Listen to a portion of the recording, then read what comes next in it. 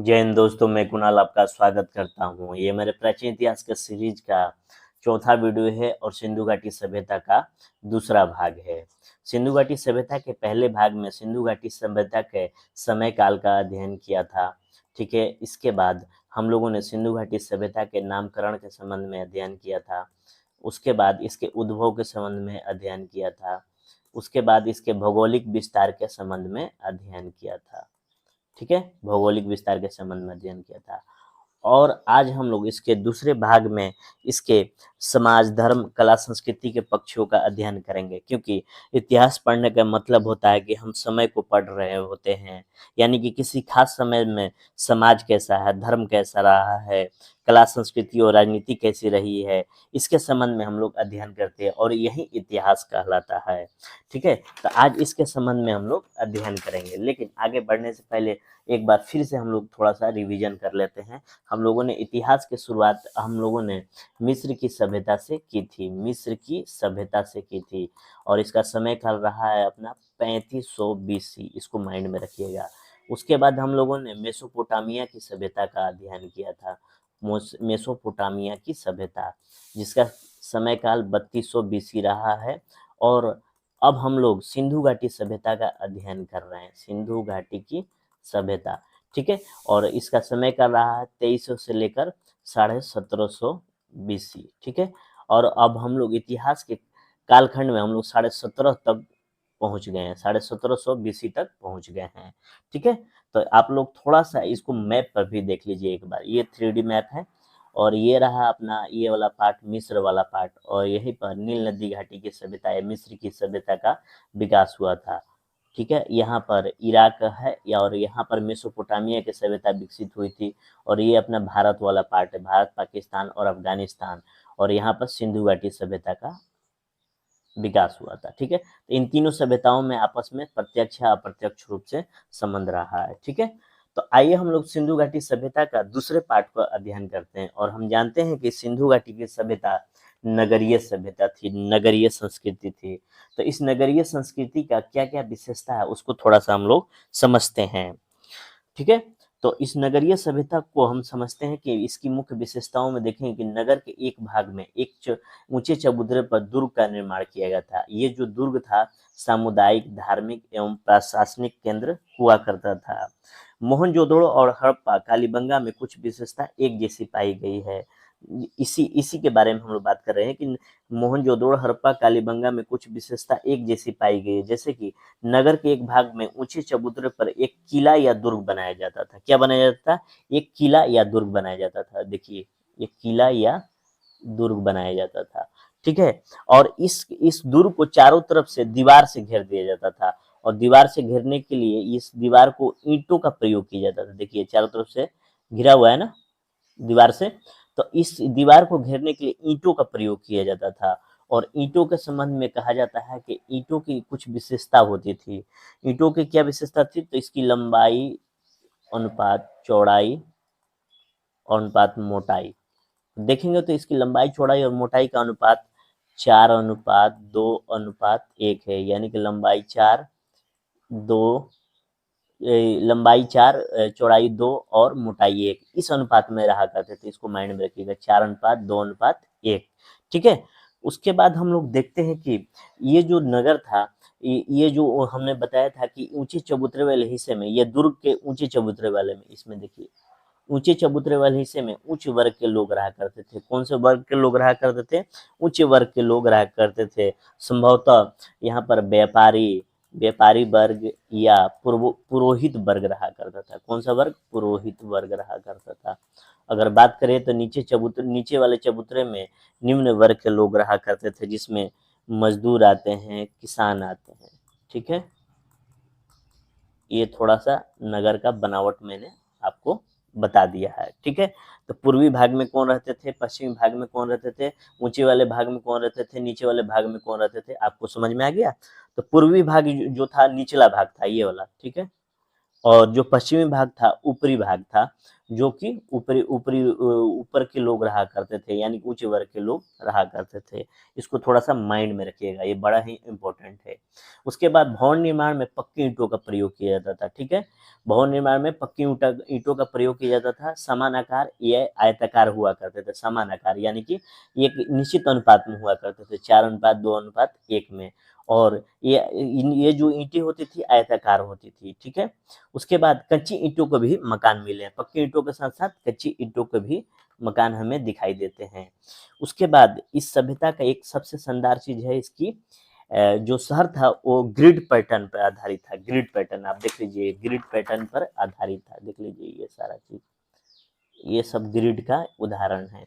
और इसको हम लोग थोड़ा सा एक और इसको सादे पेज पे हम लोग इस पर नजर दौड़ाएं तो इसको समझने के लिए इसको देखिए कैसे क्या होता था कि ये मान लिया इस तरह से, आपको मैं दर्शा के दिखाता हूँ, थोड़ा सा समझ बेहतर हो जाएगा। ये देखिए, ठीक है, तो देखिए यहाँ घर हुआ करते थे।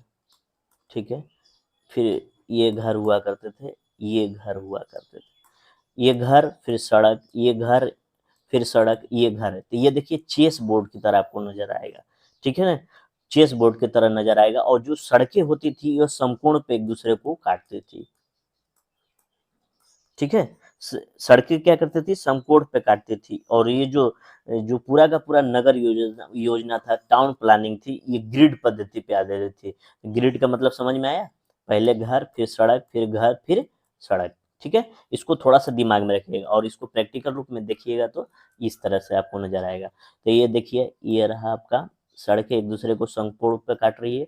पहले सड़क है, फिर घर है, फिर उसके पीछे फिर सड़क आएगा, फिर घर आएगा।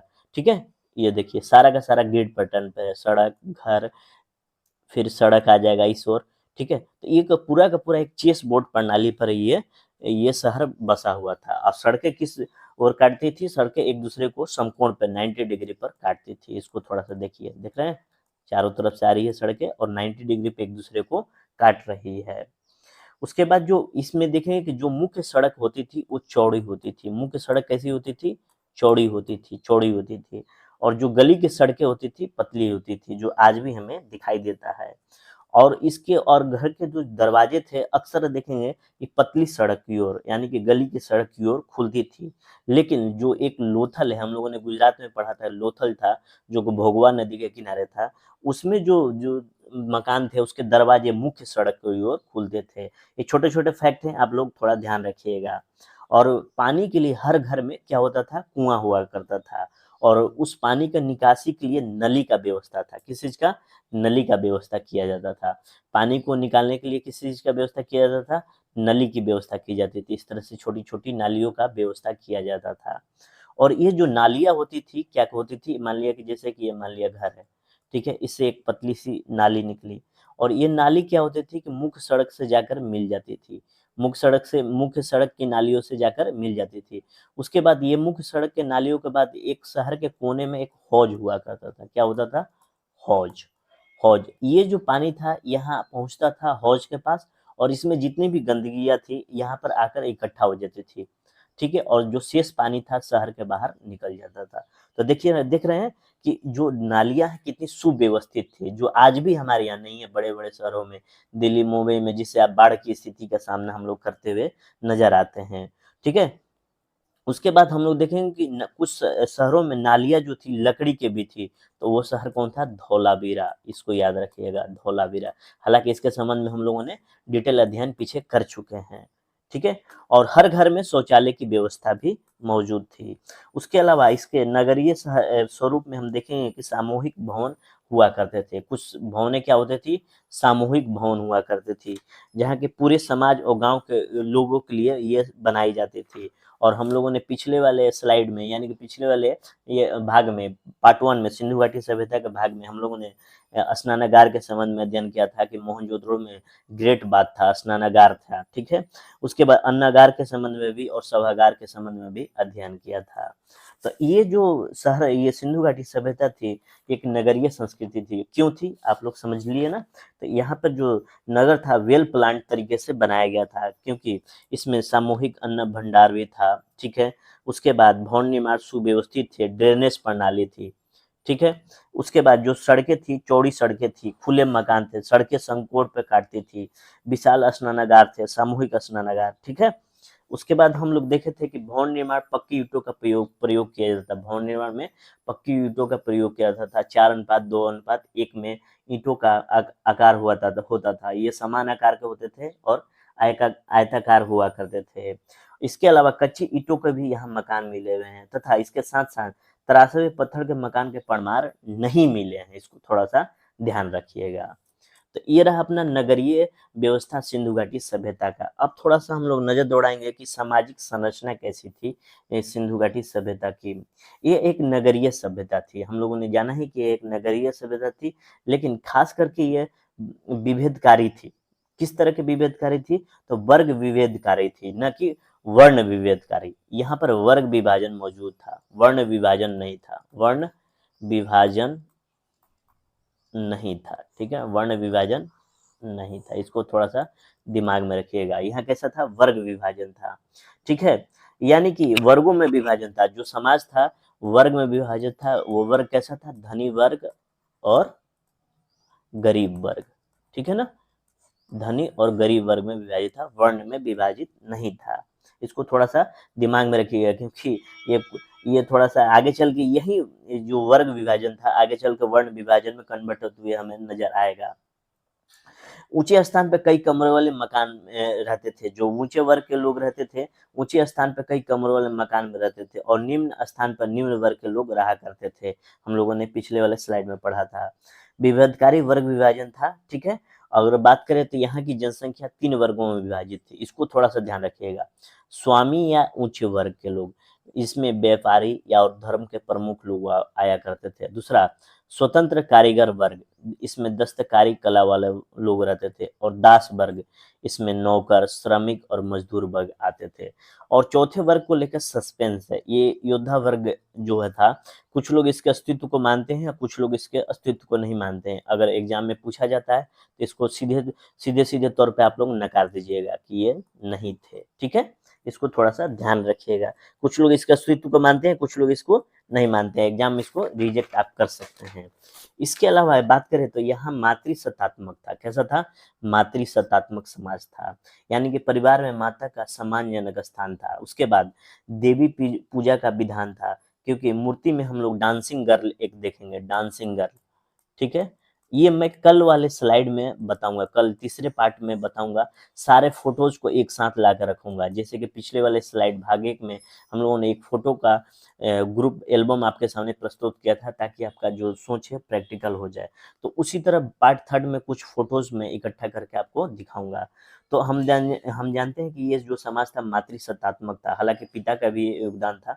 परिवार में माता का सम्मानजनक स्थान था। देवी पूजा का विधान था, जैसे कि डांसिंग गर्ल।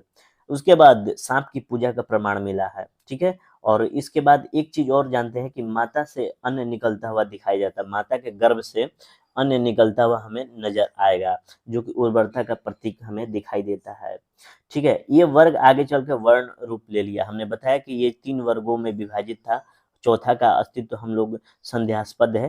तो ये जो तीनों वर्ग थे, ये चारों वर्ग थे, आगे चल के वर्ण में विभाजित हो गए। यही आगे चल के वर्ण में विभाजित हो गए, और यही वर्ण आगे चलकर जातियों एवं उपजातियों में बट गए। तो यानी कि शुरुआत कहाँ से हुआ? वर्ग से हुआ।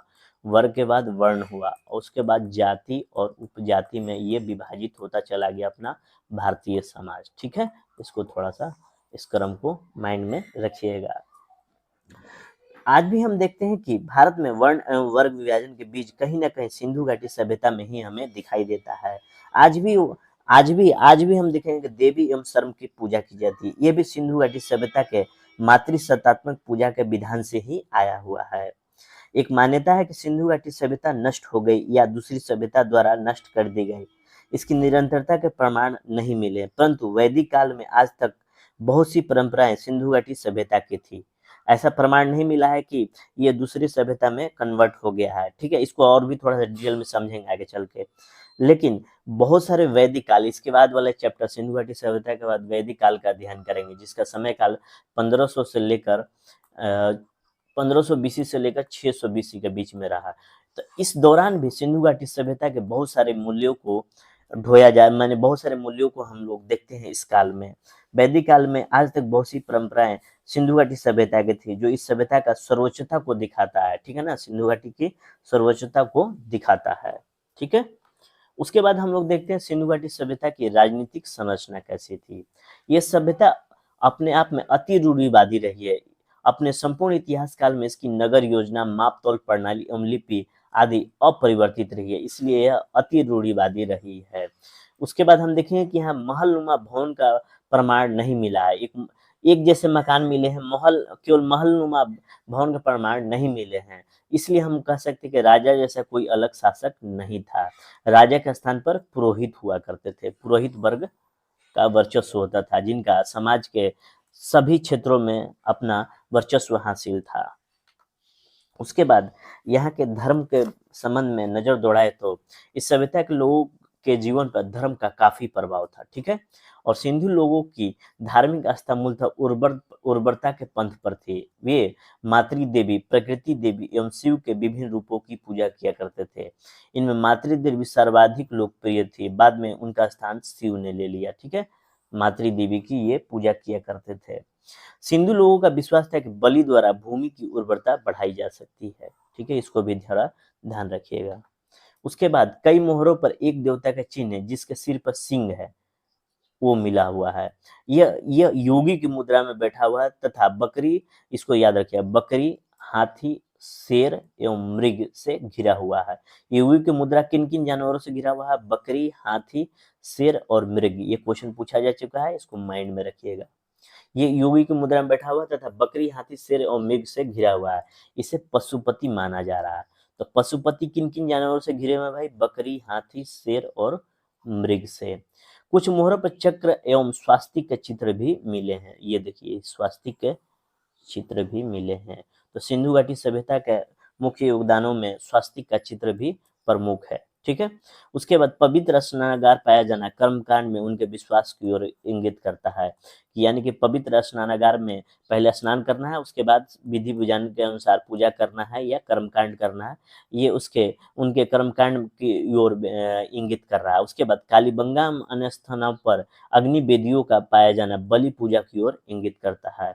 उसके बाद मूर्ति कला के निर्माण में धर्म ने एक महत्वपूर्ण भूमिका निभाई थी।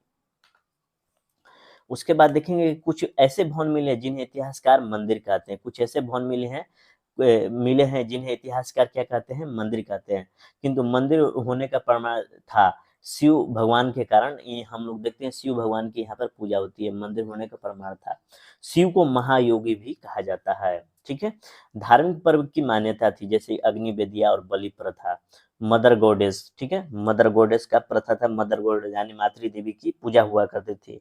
और मातृ देवी को गर्भ धारण की स्थिति को दिखाया गया है, जो कि उर्वरता की देवी मानी जाती है। ठीक है, मातृ देवी को क्या किया गया है? गर्भ धारण करते हुए दिखाया गया है। ठीक है, जो कि उर्वरता का प्रतीक है। उसके बाद हम लोग देखेंगे कि यहाँ पर प्रकृति पूजा के भी विधान थे, जिसमें पीपल की पूजा, जानवरों की पूजा और पक्षियों की पूजा की जाती थी, जो आज भी की जाती है। सांप पूजा के प्रमाण मिले हैं और स्वास्तिक भी पाया गया है। ठीक है, सिंधु घाटी सभ्यता में। ये थोड़ा सा सारे प्रीलिम्स के लिए बहुत इंपॉर्टेंट है, इसको थोड़ा सा ध्यान में रखिएगा। कर्मकांड का विधान होगा। पुरोहित वर्ग जीवन के धार्मिक, सांस्कृतिक, राजनीतिक एवं सामाजिक पक्ष को नियंत्रित करते हैं। उसके बाद थोड़ा सा हम एक कुछ नजर दौड़ाएं तो देखेंगे कि जैसे कि विशाल स्नानागार कहाँ मिला था? मोहनजोदड़ो में, अन्नागार हड़प्पा में और बंदरगाह लोथल में था। थोड़ा सा फैक्ट इसको माइंड में रखिएगा। उसके बाद हम लोग इसकी अर्थव्यवस्था को देखते हैं। इसकी अर्थव्यवस्था बहुत ही उन्नत थी और मेसोपोटामिया और मिस्र से व्यापार के साक्ष्य प्राप्त हुए हैं, हमने पहले भी बता रखा है। ठीक है, उसके बाद मैंने बताया था कि सिंधु घाटी सभ्यता में सिंधु नदी के किनारे विकसित हुई थी। सिंधु घाटी सभ्यता सिंधु घाटी के किनारे विकसित हुई थी और सिंधु घाटी जो नदी थी वो अपने साथ जलोढ़ मिट्टियाँ लाया करती थी और जलोढ़ मिट्टियाँ बहुत ही उपजाऊ होती थी और इस पर बहुत अच्छी फसलें उगती थी। जलोढ़ जलोढ़ मिट्टी के कारण यहाँ पर कृषि कृषि उन्नत हो गई और कृषि उन्नत होने के कारण यहाँ देखेंगे गेहूँ, जौ, कपास एवं तिल की खेती होती थी और तिल, ये सारी चीज़ों का प्रमाण हमें मिले हैं। उसके अलावा कपड़ों की बुनाई और कताई भी हुआ करती थी, पशुपालन भी हुआ करता था। हमने बताया ही था कि जो भी सभ्यता विकसित होगी, क्यों विकसित हुई, इसके संबंध में हम लोगों ने पहले अध्याय में पढ़ा था कि नदी घाटियों के किनारे सभ्यताएं क्यों विकसित हुई, क्योंकि वहाँ पर कृषि के लिए अनुकूलतम स्थितियाँ उत्पन्न होती थी और पशुओं के लिए भोजन और चारा उपलब्ध हो जाता था, इसलिए पशुपालन भी था। तो भेड़, बकरी और सांड, सांड जो था बहुत ही महत्वपूर्ण जानवर था, इसको थोड़ा सा माइंड में रखिएगा। पशुपालन भी था, इसमें सांड महत्वपूर्ण पशु हुआ करता था, लेकिन घोड़ा का प्रमाण नहीं मिला। इसको और भी मस्त तरीके से याद रखिए, कई एग्जाम में पूछे गए कि क्या सिंधु घाटी सभ्यता में घोड़ा के प्रमाण मिले हैं, तो बिल्कुल नहीं मिले हैं। लेकिन सिंधु घाटी सभ्यता के लोग में थोड़े बहुत ये घोड़े से परिचित थे, जैसे सड़कोटदा। सड़कोटदा में जो था, जो गुजरात में था, यहाँ पर घोड़े के अस्थियों के अवशेष मिले हैं। ऐसा माना जा रहा है कि जैसे ईरान के व्यापारी अगर व्यापार के लिए आते थे तो अपने साथ घोड़े लाया करते थे, तो शायद कुछ घोड़ों की अस्थियां वहां पर मिली है सरकोटदा में। तो अगर हम संपूर्ण रूप से बात करें क्या सिंधु घाटी की सभ्यता घोड़े से परिचित थे, तो नहीं थे, इसको थोड़ा सा ध्यान रखिएगा। उसके बाद लोहा के भी प्रमाण नहीं मिले हैं यहाँ पर, लोहा के भी प्रमाण नहीं मिले। कब मिले हैं आगे चल के पढ़ेंगे। ईंटों का निर्माण मोहरे एवं मनके मिली है। ईंटों का निर्माण हुआ करता था मोहरे एवं मनके मिली है, जिसमें लिखाई दाहिने से बाएं की ओर होती थी, यानी कि जो लिखाई होती थी इस तरह से होती थी। आज हम लोग दाहिने सॉरी सॉरी सॉरी सॉरी दाहिने से बाएं की ओर लिखाई हमें मिलती है इस ओर, ठीक है। उसके बाद और ये जो लिखाई होती थी चित्रात्मक होती थी, पिक्टोरियल फॉर्म में होती थी, पिक्टोरियल फॉर्म में, ठीक है, पिक्टोरियल फॉर्म में होती थी। और ये जो पिक्टोरियल फॉर्म होता था, ये जिसे हम लोग चित्रात्मक कहते हैं, और आज तक इसकी जो लिपि थी उसको हम लोग आज तक पढ़ नहीं पाए हैं। उसके बाद तांबा और कांसे के बर्तन पर चित्रकारी हमें नजर आएगी और नृत्यांगना की मूर्ति हमें नजर आएगी, और इस वजह से देखेंगे कि जो धर्म यहाँ पर प्रमुखता था और मूर्ति कला में अपना महत्वपूर्ण योगदान दिया, ठीक है। इसके अलावा हम देखेंगे कि यह शहरी अर्थव्यवस्था थी। कैसी थी? शहरी अर्थव्यवस्था थी, क्योंकि ये नगरीय सभ्यता थी। नगर धीरे धीरे उद्योग एवं व्यापार के केंद्र बनते चले गए। श्रम का विभाजन एवं विशिष्टीकरण का भी व्यवस्था थी, मानी कि कुछ खास व्यवसाय के लिए जो विशिष्टीकरण होना चाहिए, स्पेशलाइजेशन थी, वो भी व्यवस्था थी। उसके अलावा ईंट का निर्माण इस सभ्यता के प्रमुख उद्योगों में शामिल था, इसको याद रखिएगा। ताम्र एवं कांस्य प्रौद्योगिकी के पुष्ट प्रमाण मिले हैं। हाथी दांत एवं सीपी पर दस्तकारी प्रचलित थी। ये लोग गोमेद, फिरोजा, लाल पत्थर, सेल खड़ी एवं अन्य कई कीमती पत्थरों से निर्मित सुंदर मनकों का प्रयोग करते थे। मोहरे सेल खड़ी बनी होती थी। उसके बाद मोहरे सेल खड़ी से बनी होती थी। उसके बाद स्त्री पुरुषों की लघु मूर्तियां बड़ी संख्या में मिली है। व्यापारी जो थे अत्यंत समृद्ध थे, जो व्यापारी वर्ग था अत्यंत समृद्ध था, उनका समाज में प्रभावशाली स्थान था। इसके अलावा तौल के लिए, नाप तौल के लिए 1, 2, 4, 8 और 16 वाली प्रणाली प्रचलित थी। सामुद्रिक व्यापार के लिखित एवं चित्रात्मक प्रमाण मिले हैं। तो सामुद्रिक व्यापार दो सभ्यताओं से होता था, मेसोपोटामिया की सभ्यता से और मिस्र की सभ्यता से। सोने में चांदी के मनके भी मिले, सोने चांदी के मनके मिले हैं। उसके अलावा जो बैलगाड़ी थी अंतर्देशीय परिवहन का साधन था। बैलगाड़ी के माध्यम से एक जगह से दूसरे जगह जाया जाता था, ठीक है। इसके अलावा हम लोग देखेंगे शिल्प एवं कला के संबंध में। यहाँ यह सर्वाधिक प्रसिद्ध एवं चर्चित कृति है, एक नग्न स्त्री की नृत्य मुद्रा में कांस्य प्रतिमा, एक नग्न स्त्री की, ठीक है, एक नग्न स्त्री के नृत्य मुद्रा में कांस्य प्रतिमा, ये बहुत ही चर्चित कृति थी और प्रसिद्ध कृति थी, ठीक है। और स्त्री ने बहुत सी चूड़ियां पहन रखी है, स्त्री ने बहुत सी चूड़ियां पहन रखी है और उनके केसों की सुंदर बेड़िया बनी हुई है, ठीक है, इनके केसों की सुंदर बेड़िया बनी। इसके अलावा पुजारी की अर्ध प्रतिमा भी कला का सुंदर उदाहरण था। ये देखिए दाढ़ी वाले पुजारी है, अर्धनग्न अवस्था में है, ठीक है, थोड़ा थोड़ा मोदी जी जैसा लग रहे हैं। तो पुजारी की अर्ध प्रतिमा भी कला का सुंदर उदाहरण है। कांस्य प्रतिमाओं के विभिन्न पशु पक्षियों के विभिन्न चेष्टाओं को उकेरा गया है, यानी कांस्य प्रतिमाओं में कांस्य प्रतिमाएं मिली है जो पशु पक्षियों की थी और उनकी विभिन्न चेष्टाओं को उकेरा गया है। खिलौने के रूप में कांस्य की 2 गाड़ियां मिली है जो अत्यंत आकर्षक भी है। इसके अलावा मृतकों के संस्कार को हम लोग देखेंगे कि यहाँ पर ये जो था अपना सिंधु घाटी सभ्यता, यहाँ पे मरे हुए लोगों को जलाया भी जाता था और दफनाया भी जाता था। तो हड़प्पा में कई कब्रें मिली हुई है। कब्रों में बड़ी संख्या में मिट्टी के बर्तन तथा कुछ कब्रों में आभूषण आदि भी मिले हुए हैं, क्योंकि ऐसे मन माने लोगों को लगता था कि शौक के साथ अगर इन सब चीज़ों को, आभूषण को, मिट्टी के बर्तन, उनकी ज़रूरत की चीज़ों को दफना दिया जाए तो शायद ये प्रयोग कर ले। कई कब्रों में महिला और पुरुष के कंकाल भी मिले हुए जोड़े में। संभवतः अब बात करें तो संभवतः उस समय प्रचलित सत्ता के समान कोई प्रथा भी रही होगी, ठीक है ना? क्योंकि स्त्री और पुरुष के कंकाल एक साथ मिले हुए हैं। उसके बाद इसकी भाषा में लिपि की बात करें तो इसकी लिपि उपलब्ध है जिसे अभी तक पढ़ा नहीं जा सका है। सिंधु सभ्यता के लोग चित्राक्षरों का उपयोग करते थे, चित्रों का प्रयोग करते थे, ठीक है? चित्रों का प्रयोग करते थे लिखने के लिए। ये लिपि दाईं से बाईं की ओर लिखी जाती थी, ठीक है? तो ये रही अपनी सिंधु घाटी सभ्यता का भाग 2। भाग 3 में हम लोग कुछ अन्य महत्वपूर्ण बिंदुओं का अध्ययन करेंगे जो बहुत ही रोचक जानकारी लिए हुए आएगा।